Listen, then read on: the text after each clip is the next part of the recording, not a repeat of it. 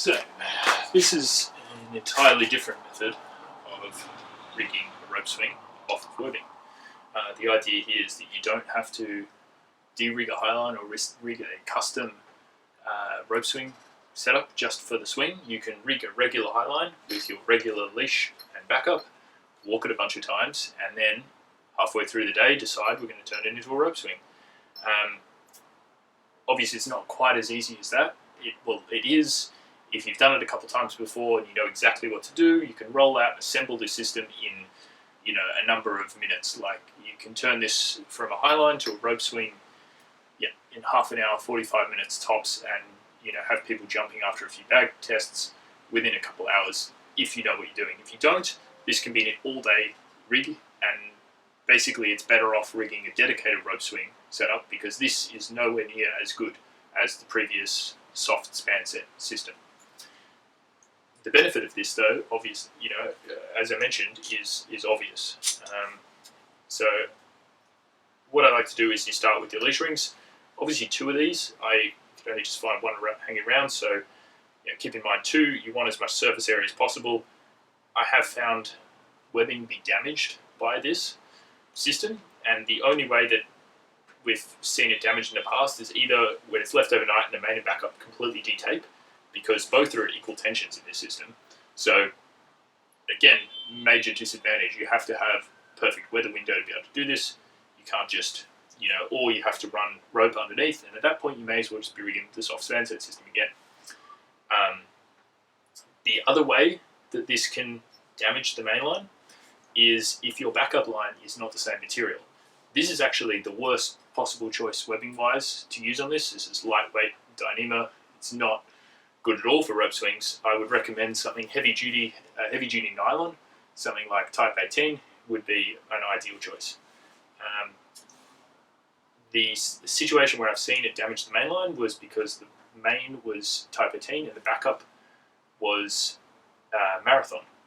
And so when the jump happened, it would tension the main line, but the backup was loose underneath, and it would allow this to slide as the jump progressed, and it would slide across the main. And although we had Rope Pro there, it wore through the Rope Pro with only a few jumps. So 2 really important things is you have to have this main and backup be the same webbing, and that webbing must be strong nylon.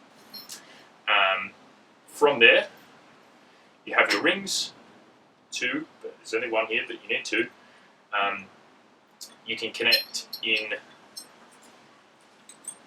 2 shackles.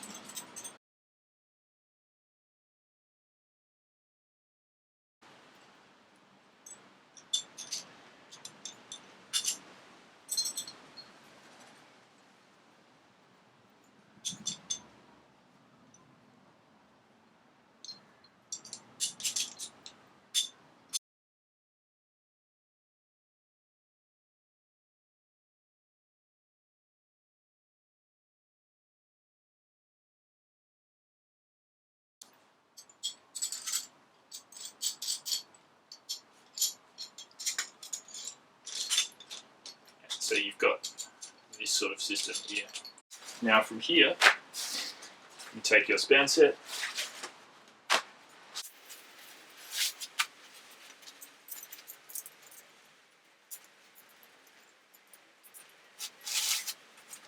thread it through there,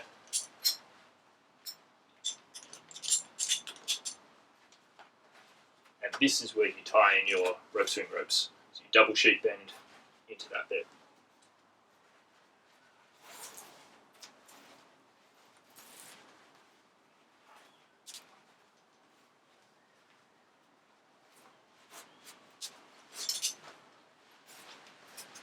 Take these tails and you can tie them straight up to the rings there, and that backs up this span set, makes the system redundant. Obviously this is a single point of failure, but it's stronger than having 2 single figure eights. So you've got that system there going.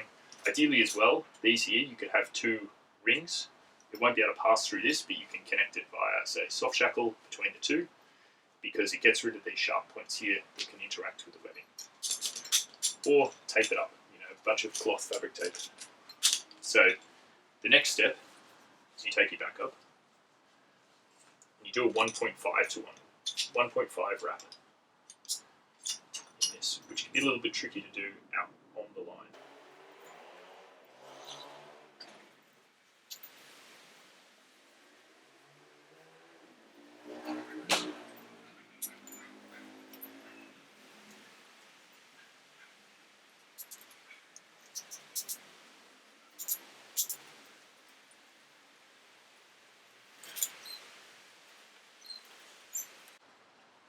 So this is why I really like the peel lock for it, because the 1.5 to 1.5 wrap allows your tail to exit out there without having to have a tail to thread out. So we do the same on the other side.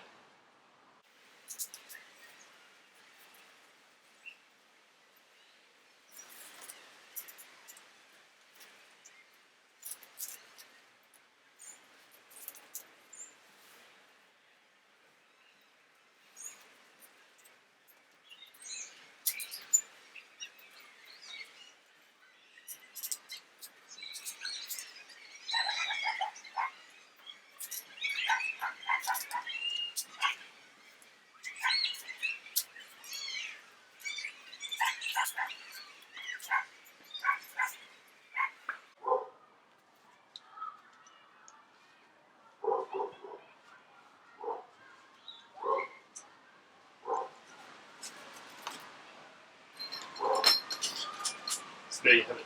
There's your system. The idea is that all of this gets tensioned up.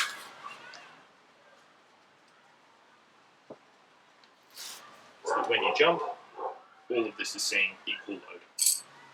So here we go. It's coming through 1.5 to 1 wrap. Straight through there. Yep. You've got your two shackles in the middle. Goes over, again 1.5 to 1 wrap through. You're meant to have 2 rings there, not 1. This here is backed up, backing up the tails, and I would recommend thoroughly putting tape around there and tape around there, and even tape around these web locks as well to avoid this happening. The idea is Tape is your friend with things like this. You want everything to stay how it looks right now, and a lot of things happen when you leave it out on the line. I would not suggest jumping with the rope like this.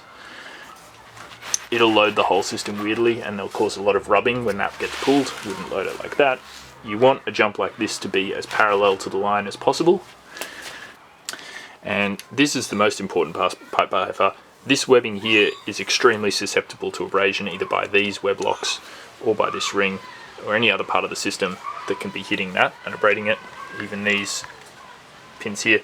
So 100% this has to be rope proed. You must put a sleeve all the way along here that extends past these web locks, and then you must fix this sleeve to the ring. We've had a case where overnight with wind, this ring has moved off the rope pro, or the rope pro has slidden off of it, and then it's caused damage to the main line. So you must tape your rope pro to the rings. This is the rope pro I was talking about before. The idea being you either tape it on or you have this Velcro system. So this is just regular standard, tube style rope pro with Velcro on it. Put this over the top, and then you Velcro it up. And this allows the rope pro to slide with the rings wherever the rings go. Or you can take a sling, hitch it through there, put your pulley on the other side, and you can have your tag line and ring system all operating together.